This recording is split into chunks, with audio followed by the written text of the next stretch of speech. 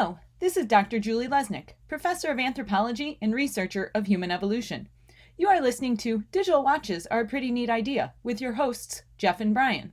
They are saying a big hello to all intelligent life forms everywhere. And to everyone else out there, the secret is to bang the rocks together, guys.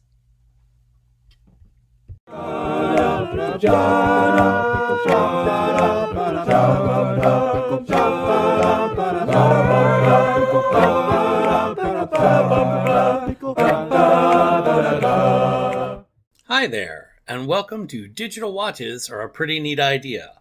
This is Brian, and I'm with my friend Jeff, and we'll be talking about Hitchhiker's Guide to the Galaxy in all its forms. But before we do that, let's listen to a message from one of our proud sponsors. The Vogon Poetry Appreciation Society is proud to announce that poetry appreciation chairs are now available to the public. You will now be able to strap electrodes to your temples and attach yourself to a battery of electronic equipment.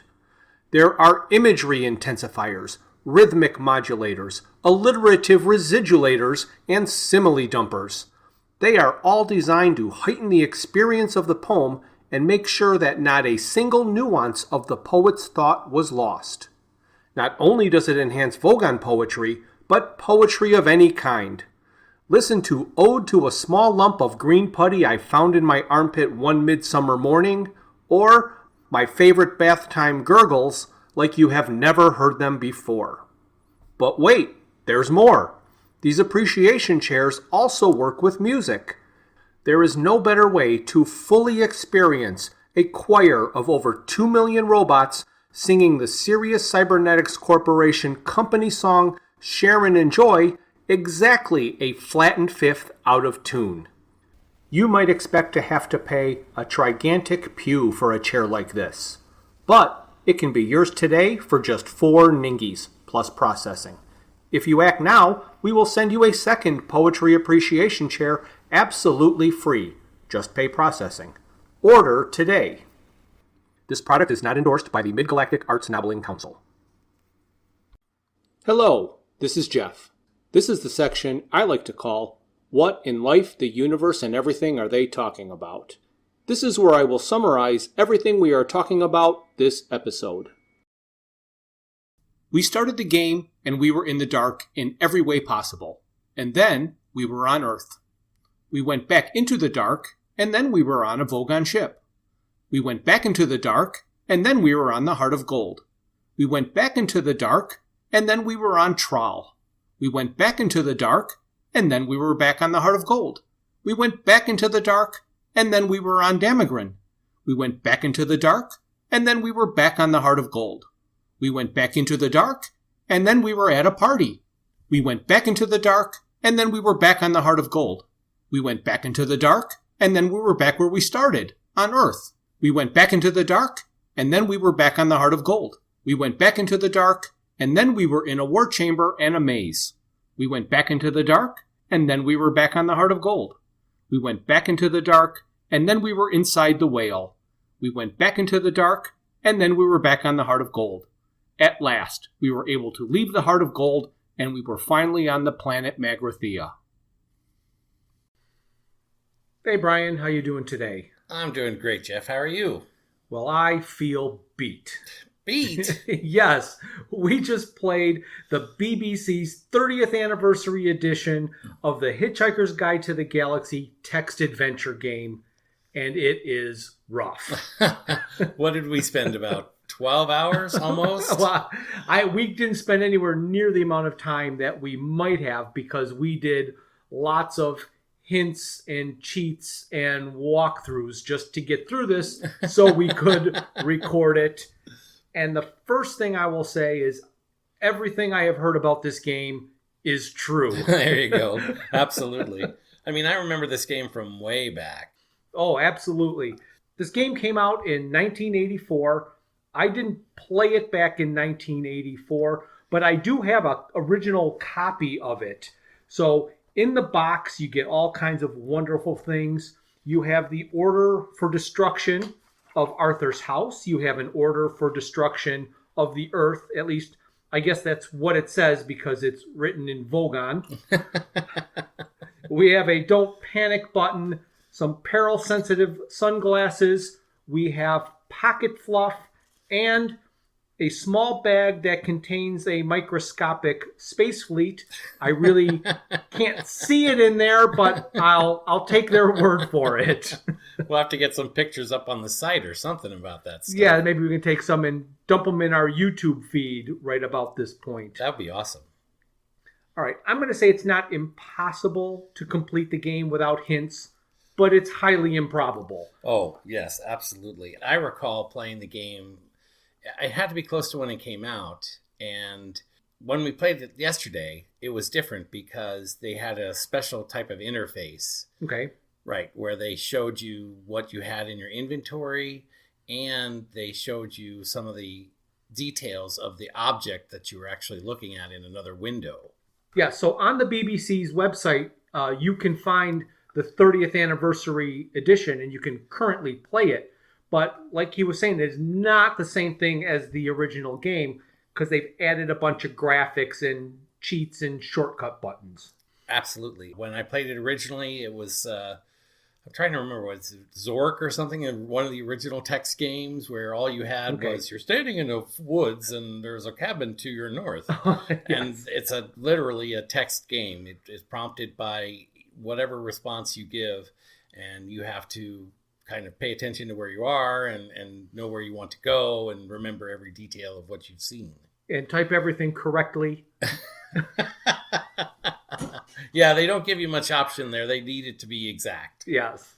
One of the things that I heard about this game, and it is in a way true and in a way not true, which is the game lies to you. Yes. So there's two lies that it does. The one lie, it will eventually tell you it's lying, kind of like, ha ha ha, I was just lying. But the other ones, they don't. And the only thing I guess I want to say about that is don't always take no for an answer. Yeah, that's absolutely true. There was a couple of occasions where mostly where you're attempting to go in a certain direction and they tell you no, and eventually they say, oh, yeah, well, we were just kidding. Yeah, right. I want to go in this room. Oh, you can't go in this room. No, I want to go in this room. No, you can't go in this room. Are you sure? Yes. Okay. And like, no, that's just mean. Yes. And I'm not going to say that the game wasn't entertaining because it was entertaining, but it definitely was not fun. Okay. I mean, I had fun playing with you, but I can understand what you mean. It wasn't a fun game to play. Think of it like golf. Yes. I've not played lots and lots of golf, but I've played some golf, and I've enjoyed a bunch of rounds of golf. Yes. But I've never said, boy, that was fun after a round of golf. Same thing with this. Okay. Yeah. A part of the game that I specifically did not enjoy was that in at least the first couple of stages, it will let you advance to the next stage without completing all of your objectives. Right. The way I was looking at that is the game was specifically designed to make you fail and then have to restart in a previous area. And there were a number of occasions where we found that to be true. Oh, yeah, that happens over and over and over. But when you're going from one level to the next, it should make you die if you didn't complete everything. So you know there's something left to do. When you get all the way to the end of the game and realize that there was something in level 1 that you needed to do, you can't just go back to level 1 and do it and be done. You've got to go back to level 1 and then play the entire game over again. You're absolutely right. When we played this game, or when I played the game originally, I have very distinct memories of trying to orchestrate my way through the different levels. And frankly, I never got further than the Babelfish scene or the Babelfish scene. I was totally flummoxed. I tried everything I could think of to do, and then I just sort of quit trying. Yeah, I understand. Using the Babelfish as an example, I feel that knowledge of the book is both a help and a hindrance. Because there are things like the babelfish that you're sitting there going, haha, I know when I get this, I can just stick it in my ear.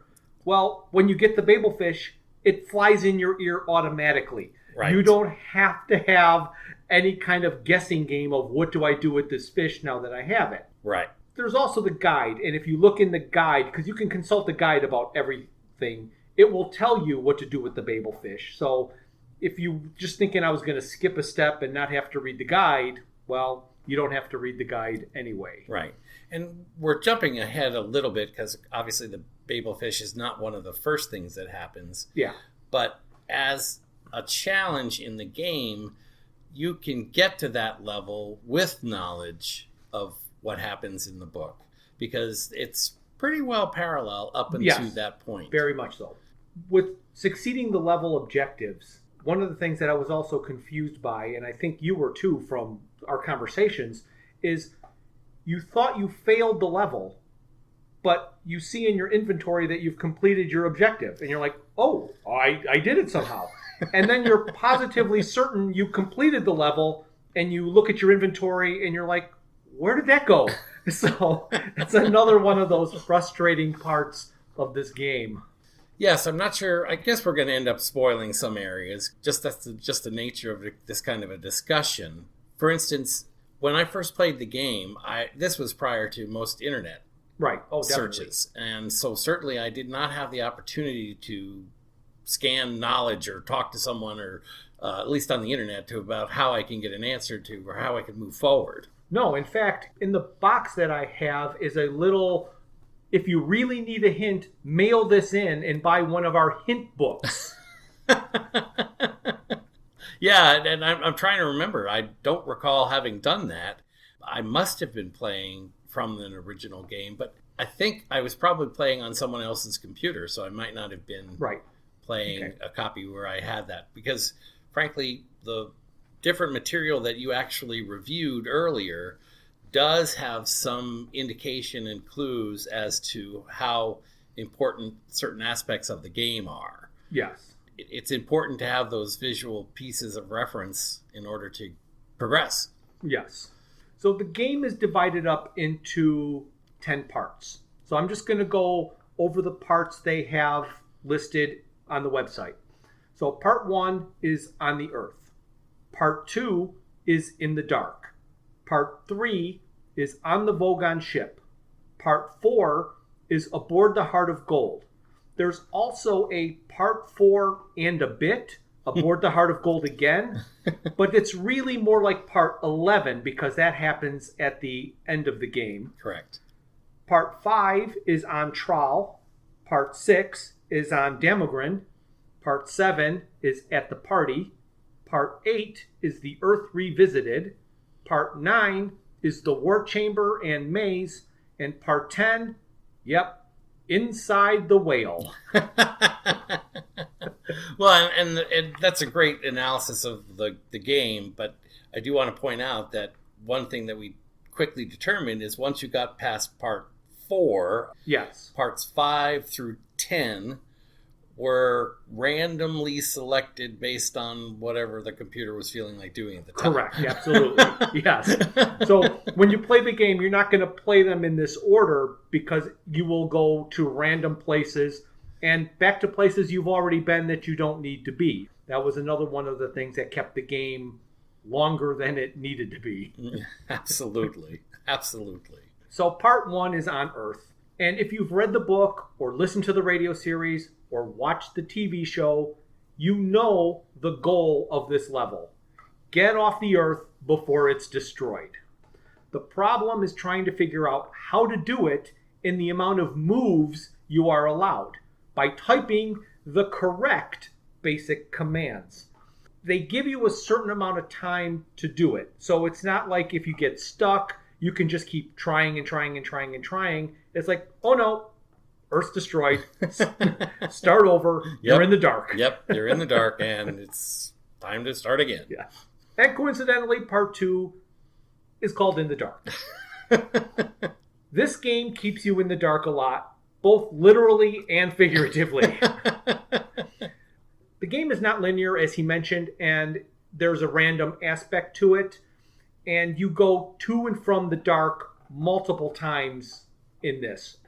In the Dark is definitely a level, but it is a different level every time you get into it. Right, and I know it's not really a spoiler, but when you're in the dark, it tells you that you can't see, hear, feel, taste, right, or smell. You have no senses. Anything. So Yeah. there's the 5 senses are blocked out, and it's a repeated pattern that goes through it.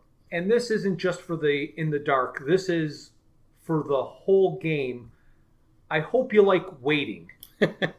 Because this game has a maddening amount of times when all you're supposed to do is wait for other things to happen or wait for time to pass. And being in the dark, when you can't do anything or move or see or hear or taste, you just wait.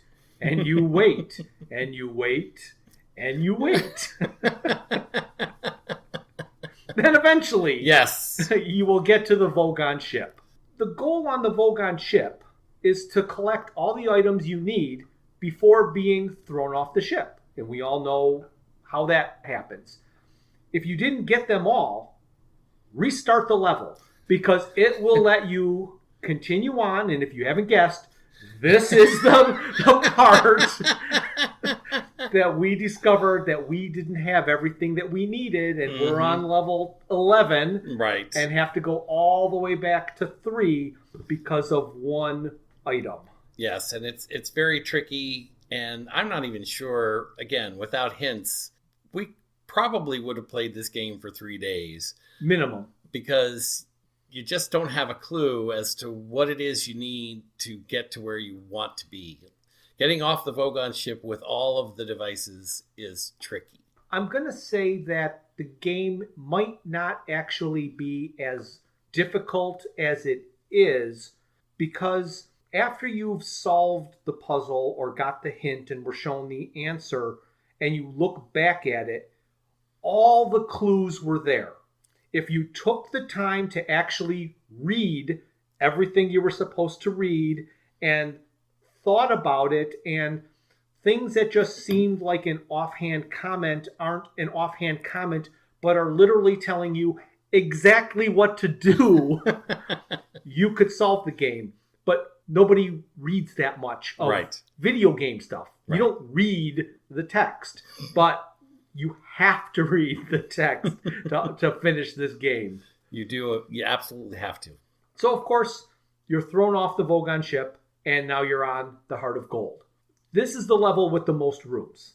This is basically going to be the hub for everything else that happens in this game. I'm laughing because when we got to this level, you asked me to draw a map. Yeah, and we should post the map, but he swore that I couldn't. And if you're old enough to remember playing text games, then you know how difficult it is to map out the directions that you have to go in order to get to where you want to be. Yes. And so it's lines and circles and squiggles and dashes, but in this particular area, you're without a visual clue as to where you are, which the 30th edition allows you to see. You can get yourself lost completely. But, yes, absolutely. And the map that I drew was functional, but certainly not beautiful. Right. And the graphics that they added for the 30th anniversary edition did help tremendously in orienting you of where you were. I think I have all of the rooms listed. So you start out in the entry bay. There's a bridge. There's the galley with the Nutrimat. There's Marvin's room. There's an engine room and a small access space. And then obviously there's corridors going to and from all of those. But yes. I think those are the ones and all of that. So you're going up and down and left and right, or port and starboard. And here they've got buttons that you could just click, so you didn't have to type starboard every time. You just click the right. So that was a big help. And then your main goal is really figuring out how to get in the dark. Right. You finally get out of the dark. The first thing you have to do is find out how to get back into dark. Mm-hmm. And once you're in the dark, you're then going to jump back in time and I guess, fix some mistakes that were made, not in your past with the game, but past in their universe. Correct. This is where it diverges from the book story, from the radio series stories. It bounces back and forth in time to facilitate the moving forward of the game. Yes.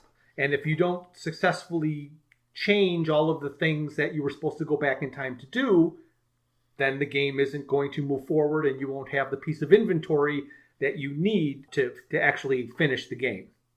So part 5 is Trawl, and this level is actually easier than it first seemed. Because when you go to any of these text adventure games, you have no idea what you're supposed to do. So as you fail and try and fail and try, fail and try, eventually you learn what you're supposed to do, and then it's really easy to just do what you need to do. And the more you worry about what you have to do, the less you'll be able to actually figure out what you want to do. So honestly... Now, does that mean that they've reached beyond the legal limit of stress? And anxiety, yes. Well, I was going to say that don't panic is essential advice for the whole game. All right, so you finish Trawl, jump back to the dark, then you're on the Heart of Gold again. And then you get back in the dark, and it's going to take you somewhere. Part 6 they call Damagrin. For this level, you're actually playing as Zaphod.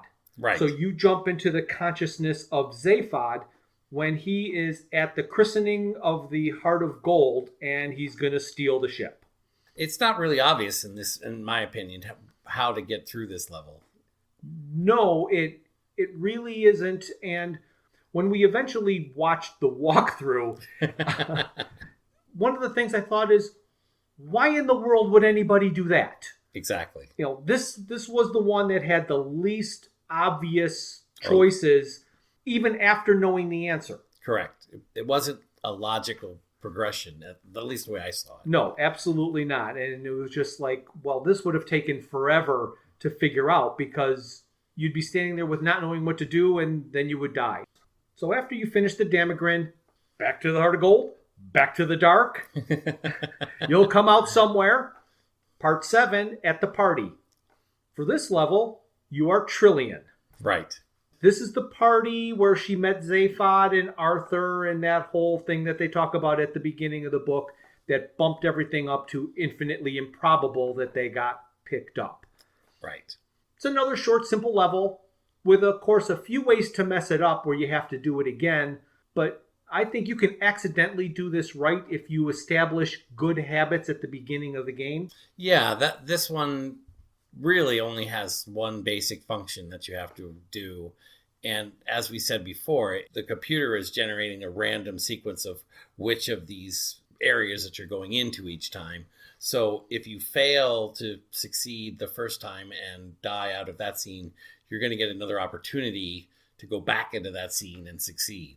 Oh, yes, absolutely. So unlike the beginning of the game, right, you get multiple chances to complete the levels and not have to replay everything over again.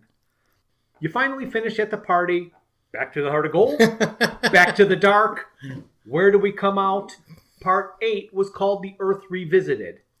This is the same first scene, except this time you're Ford.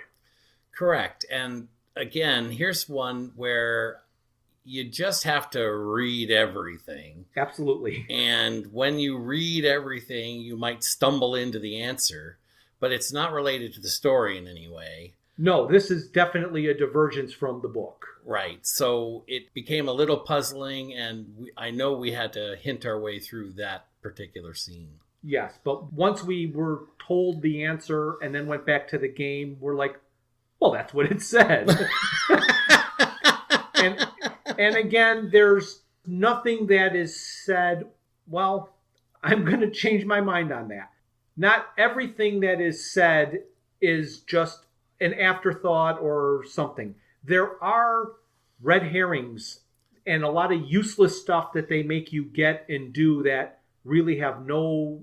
Oh, absolutely. This is one of the unique features of this particular game is, well, I don't want to give it all away, but the fact is when you play these kind of games, you expect that anything that you can pick up or interact with, you need to pick up and interact with. Right, or else why would it be there? Exactly. When you play this particular game, you pick up a bunch of items that never become important. But you wouldn't know it while you're playing it, so you have to pick everything up. Right.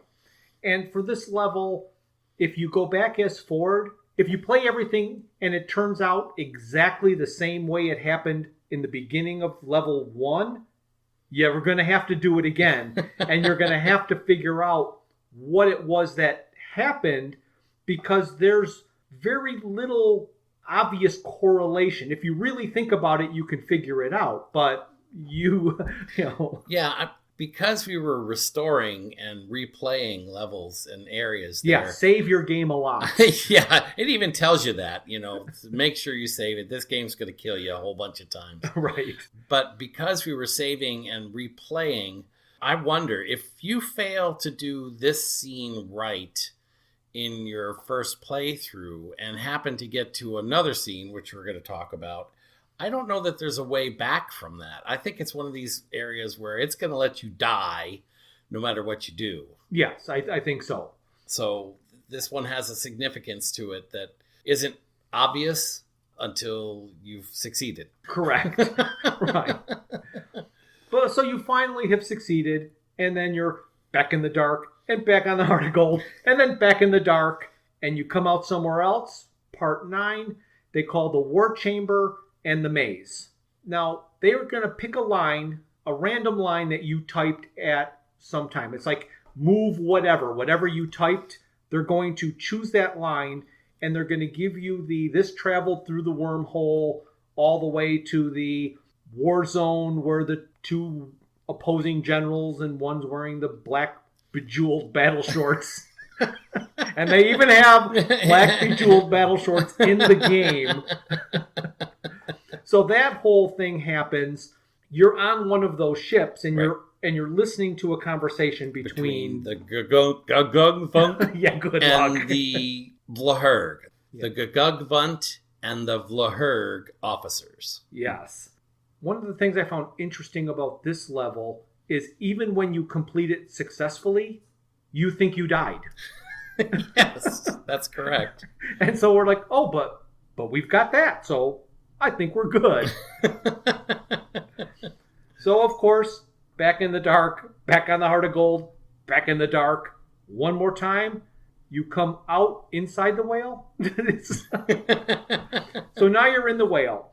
There's not a whole lot you can do inside of a whale, and you know what the whale's fate is going to be. So you get what you need, and you wait, and then it's dark. Right.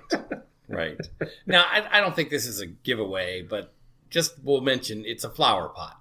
And Yes. I thought that was kind of funny because, again, the flower pot is another one of those pieces of storyline that goes on and on later into the book.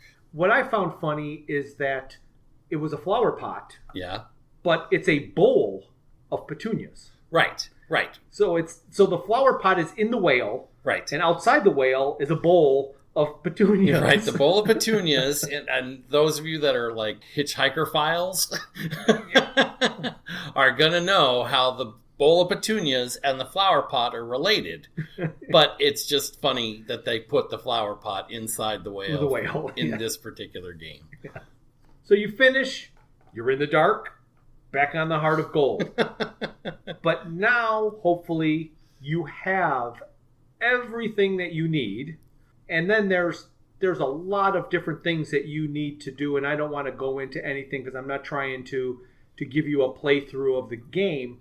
But basically, now that you have everything, you're just assembling everything the way you believe it needs to be assembled, and you've got to find a certain robot who has ignored you the whole game. Right, and I was going to bring that up because I was convinced, based on the way Marvin was coming into the game each time, that we were supposed to determine a way to stop him from leaving. It just seemed obvious to me that that's the kind of thinking the computer game would have. And I was completely wrong. Yes, yes. Yeah, I was equally convinced that because he keeps coming in on a regular basis, there's something we need to do to get him to interact with us. And he would ignore us and leave every single time. Yep, there's another robot in the story that you'll probably intersect with that also seems like a good lead at the time, but doesn't actually do anything. Right, yes. So a couple of little hints about the 30th anniversary game on the BBC website. There's shortcut typing. So when we're watching the walkthrough of some guy playing it, we realize that you don't have to actually type out the whole word. There is a minimum number of letters that you can just type. And for those of us that played the game that long ago, we understand that. Mm-hmm. But it's still hard for me not to type out entire words. So that's why I really liked the buttons. Yeah, I was getting a little lazy there. I could type port pretty quickly, but I was definitely clicking on the starboard button, so right. I didn't have to type that out. Yeah. And then one of the frustrating things in the beginning of the game is that there's only so much that they let you carry. Right. You think you're going to need everything, so you want to find a way to get everything. What we did was little by little as we could, we took everything all up to one room, the bridge. Right. And it's like, dump everything here. Yep. Because we have to come to this room every single time. So dump it all here, and we'll just take what we need when we think we need it. And then when we're watching our hints, we're watching the guy play, and we're like, oh, you can do that? So there is a workaround of your only so much you can carry. I'm just going to let you know that it exists. Right. It's, yes, it exists. I'm trying not to give too many hints. Right. If you want to play the game, put a sponge on your desk because you're going to be beating your head. But it's worth a look, even if you just look up a walkthrough. The walkthrough that we watched was 25 minutes. So 25 minutes gets you through the game if you click everything correctly. And in fact, it would be less than that because in the dark, the guy we were watching kept going to the same place over and over. He could never get to the new place. So there was a lot of wasted time of him having to go to and from places he's already been. Right. The dark scenes, you'll learn very quickly, are formulaic. And once you understand the formula, you can shorten the playthrough. Absolutely. But it does require you paying a little bit of attention. And that's all I wanted to say about Okay, that. Right. Thank you, Forrest Gump. I hope I can fix that. Are you going to fix that?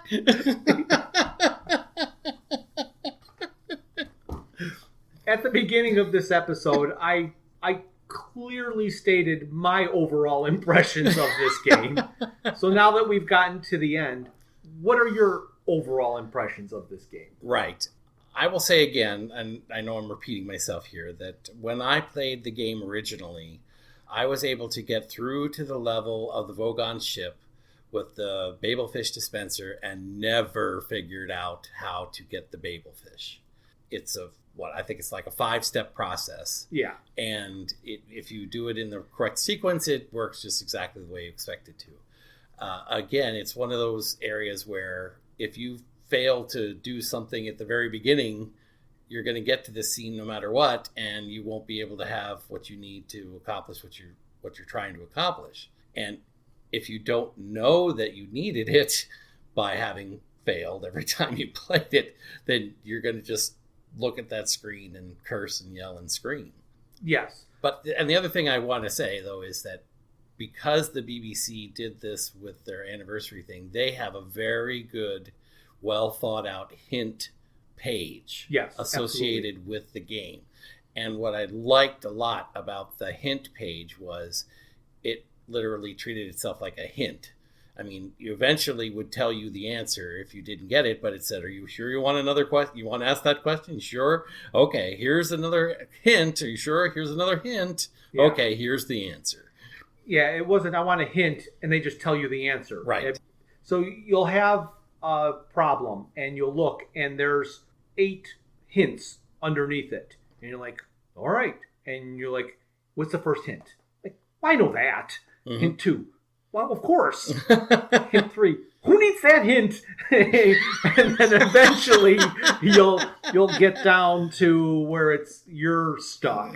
Oh yeah, and that's what I loved, because we're 3 hours into the game, and he's like, "Okay, here's the 4th hint. Oh, we knew that. Here's the 5th hint. What the heck are they talking about?" Yeah. Oh, I know. You remember in the first scene where we were supposed to, and I'm like, yeah. Oh, guess what? We got to go back. We got to play that scene Yeah, again. because that wasn't a part of the In the Dark rotation. I am absolutely happy that I finally went through the whole game and played it farther, because I got past the Babelfish, I think, by cheating, and then I was going to play as long as I could, and then I got stuck walking around the Vogon ship with everybody deserted me. When you first get there, Trillion's there, Zaphod's there, Ford is there, and then they all go to the sauna. And you can go in the sauna, but they kick you out of the sauna right away, and you feel refreshed.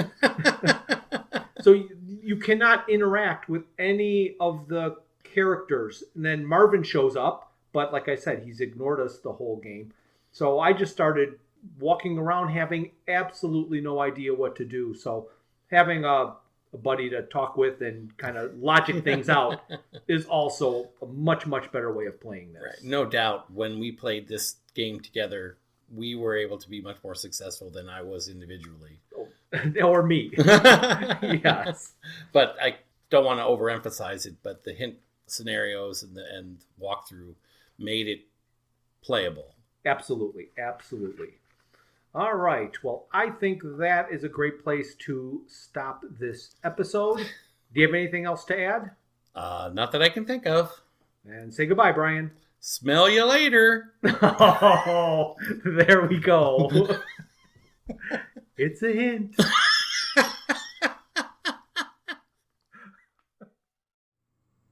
Thank you for listening to Digital Watches Are a Pretty Neat Idea.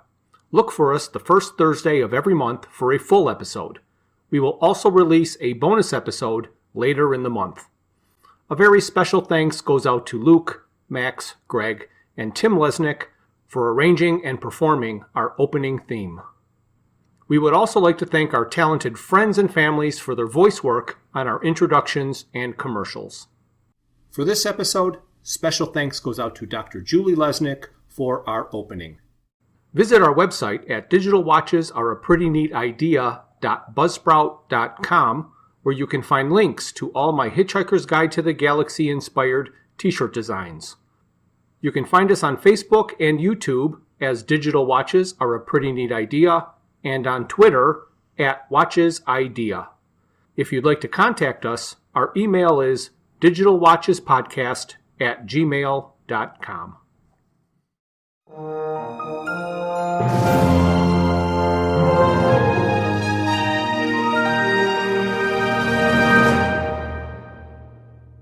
This has been a Froods for Thought production.